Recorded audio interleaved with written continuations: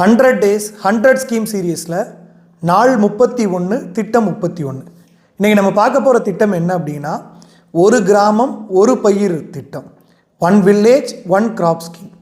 இந்த திட்டத்தோட நோக்கம் என்ன அப்படின்னா, தமிழ்நாட்டில் இருக்கிற ஒவ்வொரு கிராமத்துலேயும் எந்த பயிர் அதிகம் விளைவிக்கப்படுகிறது, எந்த மண்ணுக்கு எந்த பயிர் அதிகமாக விளையும், இதெல்லாம் கண்டுபிடிச்சி எந்த கிராமத்தில் எந்த பயிரை விளைவித்தோம் அப்படின்னா அதிக மகசூல் கிடைக்கும் அப்படிங்கிறத விவசாயிகளுக்கு விழிப்புணர்வு ஏற்படுத்துகிறது தான் இந்த திட்டத்தோட நோக்கம்.